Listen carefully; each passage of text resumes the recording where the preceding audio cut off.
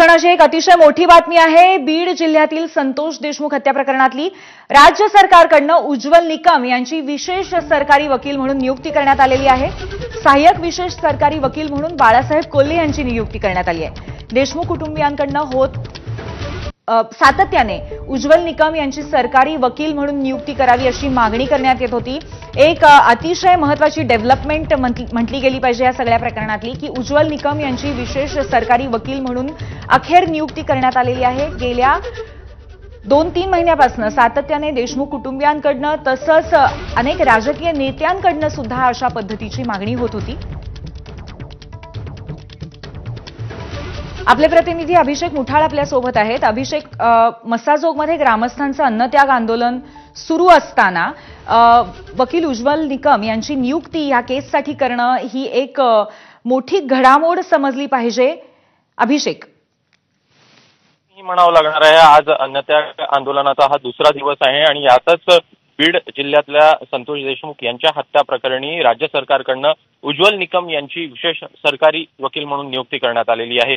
सोबतच जे सरकारी वकील आहेत बाळासाहेब कोल्हे यांची आता सहाय्यक विशेष सरकारी वकील म्हणून नियुक्ती आपल्याला पाहायला मिळते आहे। सातत्यानं जर का पाहायचं तर मागील काही महिन्यांपासून देशमुख कुटुंबीय असेल किंवा मग आमदार सुरेश धस असतील यांच्याकडनं आपल्याला ही मागणी होताना पाहायला मिळालेली होती।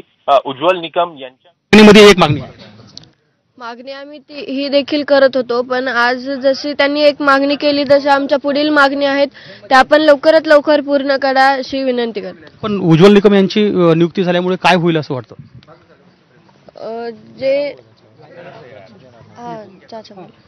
मी सांगतो काय होईल असं काय नाही, जे काही SIT CID चे अधिकारी आहेत बरं का, त्यांना वकील साहेबांची मदत होईल। त्यांना जे काही त्यांना कुठं काही उणिवा वाटत असतील किंवा समजा एकमेकांची दोन्हीला SIT आणि CID ला या गोष्टीची मोठ्या प्रमाणात मदत होईल। पण उज्ज्वल निकम हे या केसमध्ये आले, तपास काय नेमकं त्याच्यामुळे पुढे परिणाम होऊ शकतो केसवर? हे जे सगळे इन्व्हेस्टिगेशन चालू आहे ह्याच्यामध्ये याचा जास्तीचा फायदा होऊ शकतो आणि आता लवकरच चार्जशीट दाखल होणार आहे, त्यात पण त्यांचा महत्त्वाचा रोल राहील।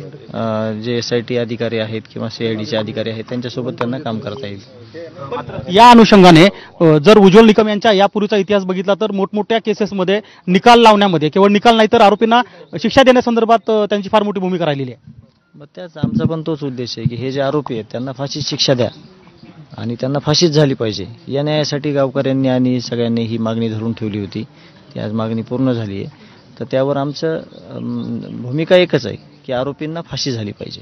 मात्र आता कुठेतरी या आंदोलनाला यश येते आणि पहिली मागणी जी आहे ती सरकारने उच्चस्तरीय पातळीवरून आता ही मान्य केली असं वाटतंय का, आणि आता पुढे आंदोलन कसं असणार? नाही, तसंच समजावं लागेल। काल आंदोलन सुरू झालंय आणि आज ही मागणी मान्य केली आहे म्हणजे हे आंदोलनाचाच भाग आहे किंवा आंदोलन झाल्यानंतरच ही गोष्ट कुठेतरी जी काही प्रोसेसमध्ये होती ती पूर्णत्वास गेली असं म्हणलं तरी चालेल। आतापर्यंत इतिहास आहे की पहिल्यांदा आपण 2 दिवस रस्त्यावरती गावकरी बसले, त्यानंतर पहिला गुन्हा दाखल झाला, त्यानंतर टाकीवरती चढून तुम्ही आंदोलन केलं, त्यानंतर वाल्मिक कराडवरती गुन्हा दाखल झाला आणि आज आपण तिसऱ्यांदा बघतो की जिथे अन्नत्याग आंदोलन केलं तर दुसऱ्या दिवशी उज्ज्वल निकम यांची नियुक्ती झाली। याचा अर्थ असा आहे की जोपर्यंत आंदोलन होत नाही तोपर्यंत सरकार मागणी मान्य करत नाही। आम्ही देखील तर तयार आहोत।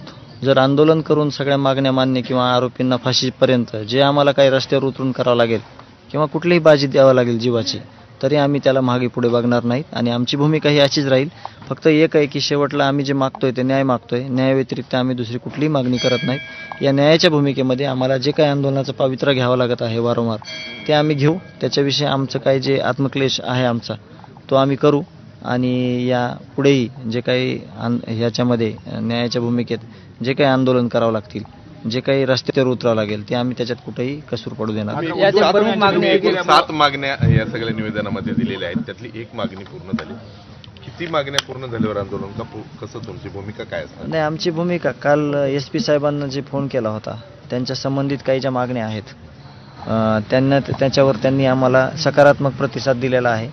आता शिष्टमंडळ आणि जे गावकरी आहेत ते बसून ज्या प्रमुख मागण्या आहेत त्यात शॉर्ट आउट करतील की कुठल्या मागण्याविषयी आपल्याला ठोस आश्वासन दिलेलं आहे आणि राहिलेल्या ज्या मागण्या आहेत त्या शॉर्ट आउट करून त्यावर काय म्हणजे पुढून प्रक्रिया चालू आहे या संदर्भात ते विचार करतील। पोलीस निरीक्षक वैभव पाटील यांच्याशी सुद्धा तुम्ही चर्चा केली, काय त्यांचं एकूण प्रशासनातर्फे म्हणणं होतं? कदाचित या सगळ्या चर्चेनंतर आपण तरी सुद्धा त्या अन्नत्याग आंदोलनावरती थांबू? नाही, हे आंदोलन तर आपलं चालू आहे, चालूच राहणार आहे. परंतु ह्या ज्या मागण्या आहेत आपल्या 7, त्या मागण्यासंदर्भात ही एक मागणी झाली. परत आरोपी पकडण्यासंदर्भातली एक मागणी आहे. ही केस अंडर ट्रायल आणि फास्ट ट्रॅक कोर्टात चालावी यासाठी एक मागणी आहे आमची. आणि तुम्ही पुढे या ना. बाकी ज्या काही 2-3 मागण्या आहेत या पोलीस प्रशासनाशी संबंधित आहेत. त्यावर त्यांनी काल आमच्याशी चर्चा केलेली आहे. SP